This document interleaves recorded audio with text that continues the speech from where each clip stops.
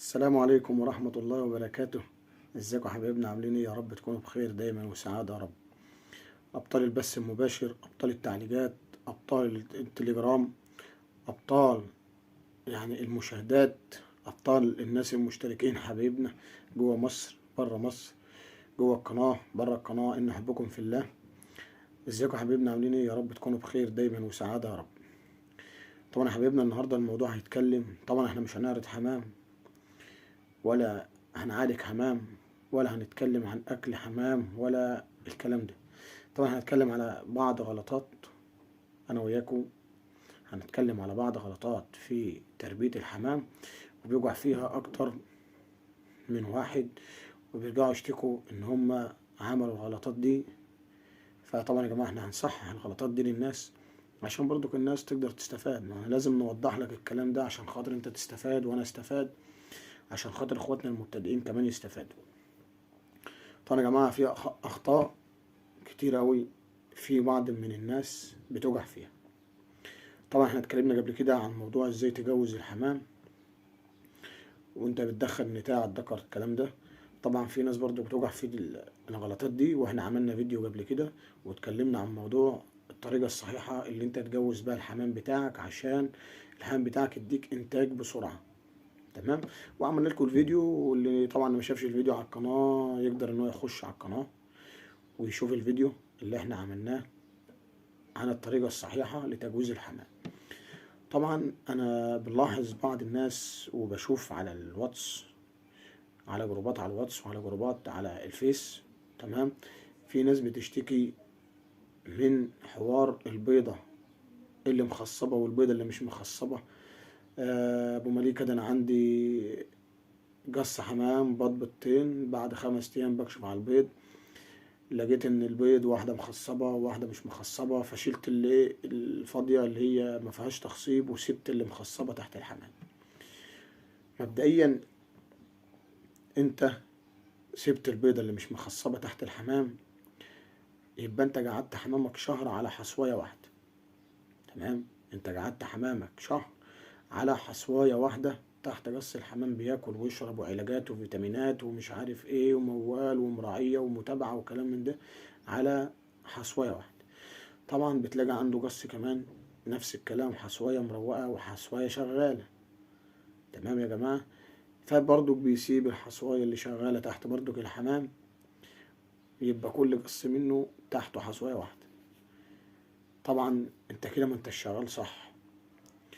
انت المفروض لما تيجي حاجة زي كده عندك بتاخد الحصواية اللي لوحدها تحطها على الحصواية التانية، أصبح بقى فيها حصويتين تحت القص ده، والقص فاضل منهم قص ما تحتهوش بيض خالص. 5 6 أيام القص اللي ما تحتوش بيض ده يبدأ يحط أول حصواية، ويعدي يوم ويحط الحصواية التانية، يبقى انت كده استفدت. دي غلطة بيقع فيها ناس كتير قوي، وبالذات اخواتنا المبتدئين، لان هم مش عارفين يعملوا ايه. في موضوع تاني يا جماعة، وهو في ناس بتسيب البيض تحت الحمام طبعا ما تعرفش تكشف عليه. طبعا احنا عملنا الفيديو ده قبل كده، ازاي تكشف على بيض الحمام من عمر كام يوم بعد وضع الحصوة في العش.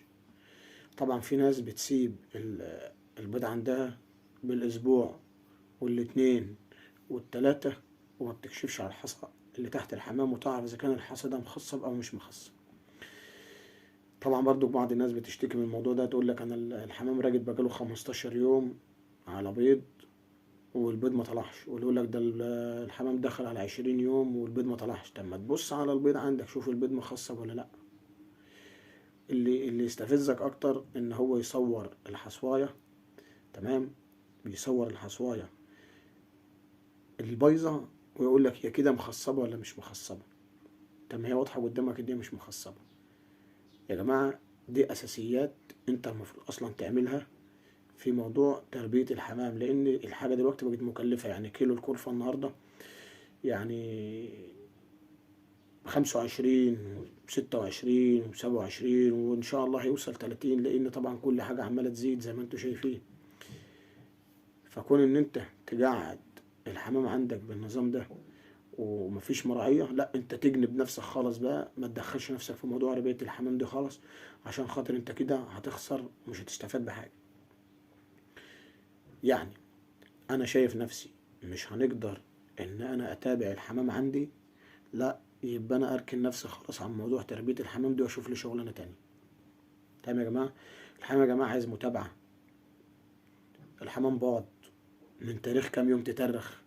طبعا البيض عندك عشان تعرف الحمام هيفجز بعد قد ايه، يعدي 5 أيام من وضع الأهالي البيض في العش، تبدأ على فلاش التليفون تكشف على الحمام. بتوكل كلفة نظيفة، تهتم بالتحديق. أهم حاجة يا جماعة الكلفة النظيفة والتحديق.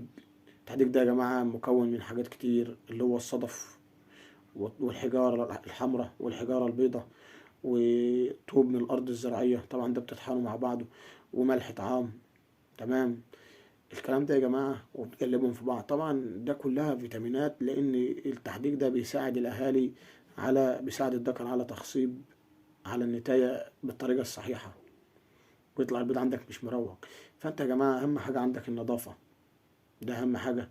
طبعا الحشرات الكتير في المكان بتمنع إن الذكر يخصب على النتاية ويعمل في خسسان في الحمام، ويعطل الإنتاج عندك. الحمام يقعد بالشهر والاتنين والتلاتة، ويوم ما يشتغل عندك يطلع زغاليل مسيفة وتعبانة، طبعا ما تصلحش أصلا لا للتربية ولا للذبيح. طبعا يا جماعة اللي أنا هنقوله لكم ده انتوا المفروض تعملوه. انتوا ما بتقدروش تعملوا الكلام ده، يبقى انتوا ما تخشوش في مجال ان انتوا تروحوا حمام او انتوا تربوا حمام والكلام ده. طبعا يا جماعة انا بنشوف ناس كتير بتشتكي من المواضيع دي. يا جماعة هي الموضوع ما هو صعب، الموضوع مش صعب. انت عينك على الحمام، لو مرة واحدة في اليوم بتتابعه، بس انت عارف الدنيا بتاعتك ماشية ازاي، ما انت سيبها مطلوقة كده. يا جماعة اللي احنا بنسيبه ده بيأثر علينا بعد كده، يعني قلة الاهتمام ديت بتأثر علينا بعد كده. فانتوا يا جماعة هتربوا الحمام يبقوا تتابعوه، مش هتربوا حمام يبقى هتربوا حمام من غير ما تتابعوه، يبقى بلاش تربوه اصلا خالص، عشان انتوا اللي هتخسروا. اهم حاجة يا جماعة انا بوجه الفيديو ده لاخواتنا المبتدئين، ان هم يتعلموا ازاي يكشفوا على بيض الحمام كل حاجة على الفيديوهات. طبعا يا جماعة انا برضه زعلان من حاجة، ان في ناس كتير قوي مش مشتركة في القناة. يعني في ناس كتير بتشاهد الفيديوهات بتاعتنا، والله يا جماعة احنا بنقدم لكم حاجة كويسة وحاجة مهمة. انا شايف ان في ناس كتير قوي مش بتشترك في القناة، بس بيشاهدوا الفيديوهات بتاعتنا. يا جماعة الاشتراك في القناة مش هيخسرك حاجة، انت مش هتدفع عليه فلوس، لا اشتراك عادي. اشتراك عادي، تضغط لايك، تكتب تعليق لو في حاجة انت مش فاهمها وعايز تفهمها، كلمنا عليها طبعا وانا هوضحها لك وهعمل لك فيديو عليها مظبوط. اشتركوا في القناة يا جماعة عشان تحسسوا الواحد ان هو بيتعب عشانكم مش على الفاضي. تمام يا جماعة. اهم حاجة يا جماعة تشترك في القناة وتفعل زر الجرس عشان يوصلك كل ما هو جديد في القناة. ويعني بص تضغط التعليق بتاعك المحترم، شوف نفسك انت استفدت من الفيديو او ما استفدتش، في حاجات معلومات انت مش فاهمها عايز تتعرف عليها، كله انا اعملها لك. اهم حاجة يا جماعة اعملوا اللي انا قلت لكم عليه، عشان رباية الحمام ديت مش رباية صعبة، بس عايزة متابعة. تمام يا جماعة. عشان كل حاجة غليت وديكوا شايفين اقل جوز حمام بلد النهاردة ب140 جنيه، واقل جوز حمام اللي هو تحت الخالص تحت ب100 جنيه. طبعا انا شغال في الحمام الزاجل والحمام الشقلباز، جميع انواع الحمام طبعا الا الغزار، عشان خاطر الغزار ده ما بيجيش معاه سكة. اهم حاجة يا جماعة ما تنسوش تتابعوا حمامكم عشان خاطر ربنا يرزقكم بالخير. واهم حاجة يا جماعة ما تنسوش تشتركوا في القناة وتفعلوا زر الجرس وتضغطوا لايك عشان يوصلكوا كل ما هو جديد. كان معكم ابو مليك العكيمي لتربية الحمام. السلام عليكم ورحمة الله وبركاته.